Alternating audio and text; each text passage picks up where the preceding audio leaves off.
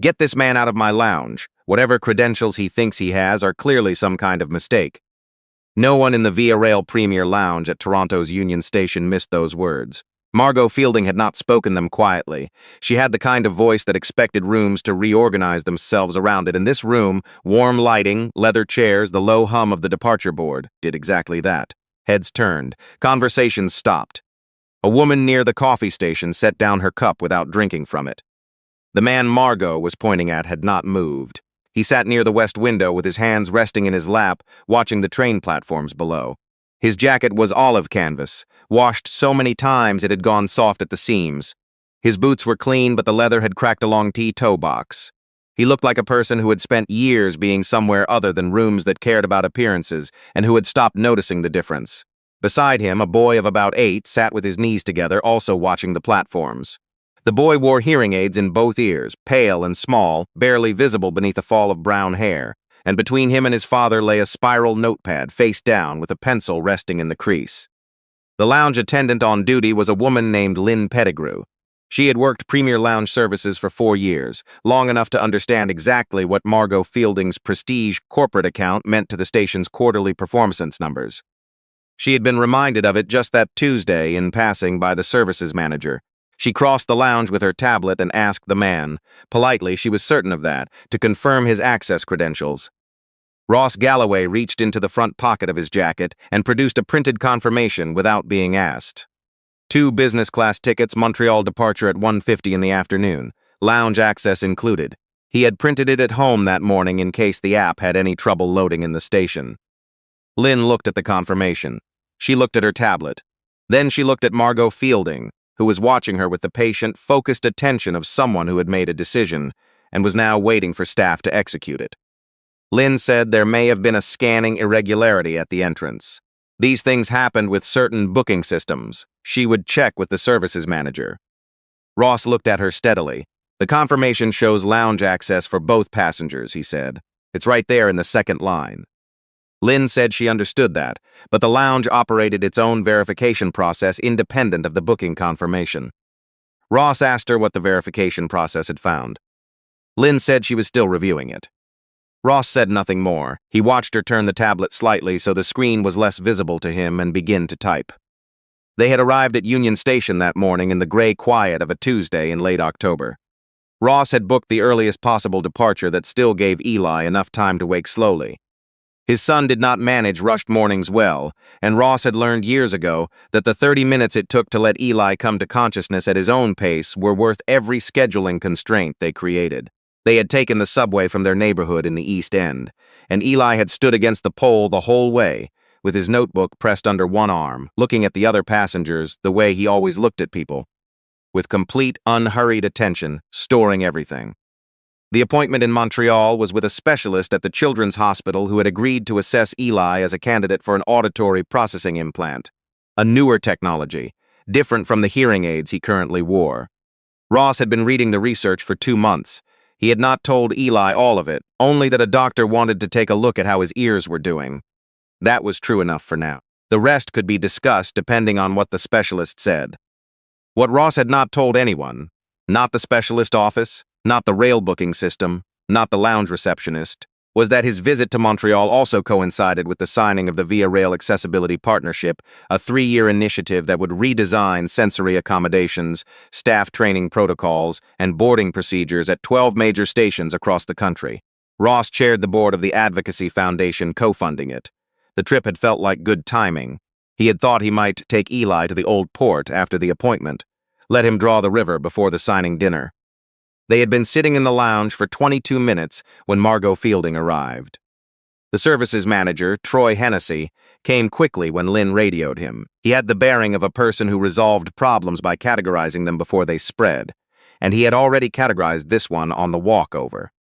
He shook Margot's hand first. He confirmed her account status with a glance at her card. Then he turned to Ross with the careful evenness of someone delivering news they had wrapped in neutral language. The Premier Lounge, he explained, operated on a tiered access system. Ross's fare class had been flagged. The station would be happy to offer complimentary access to the standard departures area and a cafe voucher for both passengers. Ross asked what specifically the flag indicated. Troy said the system was still processing. Ross asked who had initiated the flag. Troy said it had come up during a routine verification.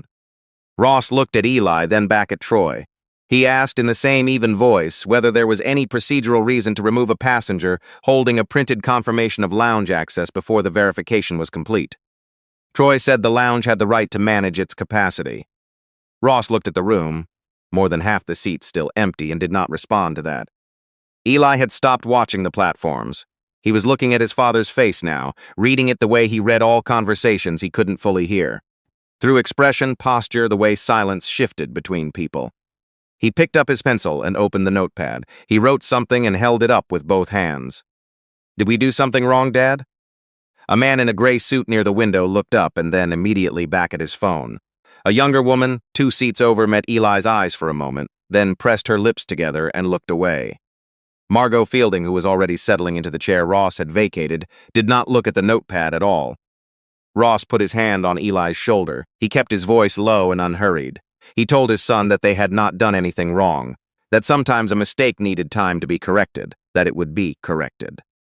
Eli studied his father's face. He folded the notepad closed on his lap and nodded, slowly the way children nod when they understand more than the words they've been given.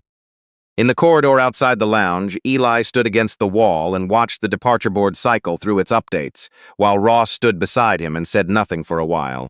That was one of the things about Eli.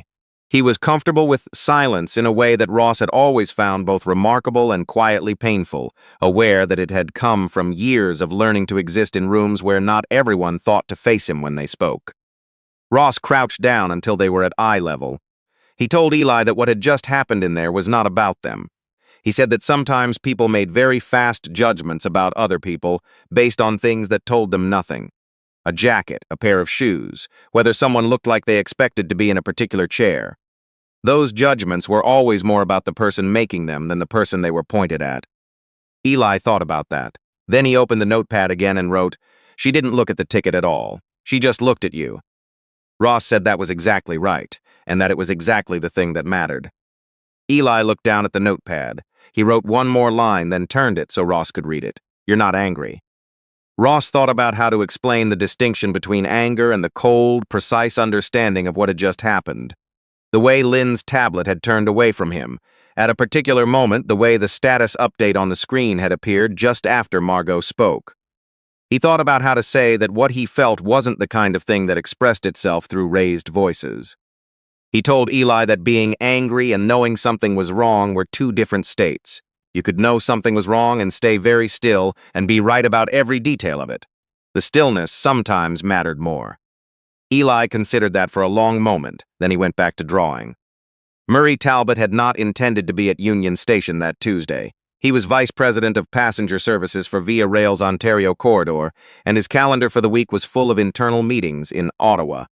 But he made unannounced visits to major stations on a rotation that he kept deliberately irregular, because he had learned early in his career that scheduled inspections revealed only what staff had prepared for them to see.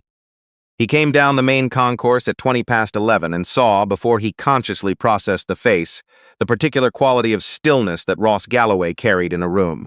A man on a bench outside the Premier Lounge, hands folded, watching the departure boards with no particular urgency. A boy beside him, drawing in a notebook. Murray stopped. He had last seen Ross 6 weeks earlier at the Accessibility Partnership planning table in a boardroom on Slater Street. Ross had presented the Foundation's proposed training framework with the same quality of unhurried precision he brought to everything. Precise, unshowy, and entirely assured. Murray had thought, sitting across from him, that this was a man who had spent a great deal of time in high-stakes rooms where panic was unhelpful and had simply stopped having it. He crossed the concourse. He said Ross' name. Ross looked up. He did not seem surprised. He had the expression of a person who had been waiting to see what the next thing would be. Murray asked what had happened. Ross told him plainly and without embellishment. The confirmation, Lynn's review, Troy's explanation, the status change he had glimpsed on the tablet screen before it was turned away from him. He named what he had observed and left his inferences where they belonged. Unsaid, self-evident. Murray took out his phone and made 2 calls. The compliance officer arrived from the station manager's suite within 11 minutes carrying a portable terminal. The log recovery took 6 more. It showed clearly, Ross Galloway, lounge access confirmed at check-in, single modification at 11:47, employee account LP0094, Lynn Pettigrew, reclassifying the status to unverified review, no system prompt, no supervisor authorization, no recorded reason. The timestamp was 40 seconds after Troy had been radioed. Margot Fielding came out of the lounge when she was asked to. She did not come quickly. She gathered her things with the deliberate composure of someone who had not yet understood what they were walking into, and she walked out carrying herself the way she always walked, as though the room were arranged for her benefit. She saw Murray, then she saw the compliance terminal, then she saw Ross standing in the corridor with his son beside him, Eli's notepad still open in his hands. Murray told her that Via Rail's passenger services policy did not permit confirmed lounge access to be revoked on the basis of staff or passenger preference. He told her that the modification to Ross Galloway's access record was being treated as an unauthorized alteration of a passenger file. He told her that her corporate account had been flagged for conduct review pending the investigation's outcome. Margot said she had noticed what appeared to be a system inconsistency and had asked staff to look into it. She had not directed anyone to change anything. Murray said the modification had occurred 40 seconds after her request entered by the employee she had spoken to, with no system prompt to prompt it. Margot said her company's account represented a meaningful share of the corridor's business travel revenue. Murray said that a commercial relationship built on the expectation that staff would displace legitimate passengers on request was not one Via Rail was in a position to sustain. Margot said nothing after that. She looked at Ross once. He was looking at Eli, who was drawing again in the notepad with the focused, unhurried concentration of a child who had learned to find his own stillness inside whatever noise the adults created around him. Margot picked up her carry-on and said she would be speaking to her legal team. Security walked her to the station exit. Lynn Pettigrew was removed from lounge duties before the afternoon shift. A review of her account logs over the prior 5 months was opened. Troy Hennessy was placed on administrative leave pending assessment. The compliance officer had already found 2 earlier incidents in which lounge access complaints had been resolved, according to the records, without any documentation of what resolution had actually occurred. Murray spoke with Ross for a long time in the corridor, standing while Eli sat on the bench and drew. He apologized. He said it was inadequate and meant it. Ross told him the apology was a beginning. He said there were 3 changes he wanted committed to before he and Eli boarded their train. Access status modifications in Premier lounges would require a co-signature from a supervisor and a documented reason logged in real time. Any passenger displaced from a confirmed access would receive a written explanation within 15 minutes and the right to immediate escalation review. The accessibility training his foundation had co-developed, which had been listed as recommended rather than required, would be made mandatory for all customer-facing staff at Premier Lounge locations within 60 days. Murray said yes to all 3. Ross looked at the departure board, 40 minutes to boarding. Murray offered to have the lounge cleared and made available for their wait. Ross thanked him and said that wasn't necessary. They were fine on the bench. Eli handed the notepad to his father just before they moved toward the platform. He had drawn the corridor from memory, the bench, the departure board, 2 figures sitting close together. Below the drawing in careful printed letters, "We were right the whole time." Ross looked at it for a moment. He handed it back and told Eli to keep it. On the platform near the business class car door, there was an older couple. A woman in her mid-70s with a cane, her husband standing beside 2 heavy bags, and watching her with the exhausted, devoted attention of someone who had been watching over her for a very long time. They had been rerouted from a canceled connection and had been waiting on their feet for nearly 2 hours. Ross spoke briefly to the conductor. He exchanged his and Eli's seats, 3A and 3B, window side, for 2 in the coach section and asked that the couple be given the business class seats without explanation and without being told who had arranged it. Eli had seen all of this. When they settled into the coach seats and the train began to pull away from the station, he opened the notepad to a clean page and wrote, "Is that why you stayed quiet? Because you wanted it to actually change, not just get your seat back?" Ross looked at the city sliding past outside, the gray stone of Union Station growing small, the lake appearing to the south, flat and pewter-colored in the October light. He told Eli that the seat had never really been the point. The point was that the next family to walk into that lounge, with a valid ticket and a quiet child, and a jacket that had seen a few winters, would be allowed to sit down without anyone making them feel that they had wandered somewhere they didn't belong. That was what he had stayed quiet for. Not because he couldn't have said who he was, but because dignity wasn't something that should have to be earned by announcing yourself. Eli thought about that for a while. Then he capped his pencil, closed the notepad, and leaned his head against his father's arm. Outside, the city gave way to the wide, pale fields east of Toronto, and the train carried them toward Montreal through the long, unhurried afternoon. Not because they had proven something to anyone in that lounge, but because some things were simply true before anyone decided to look at them, and remained true long after the room emptied out.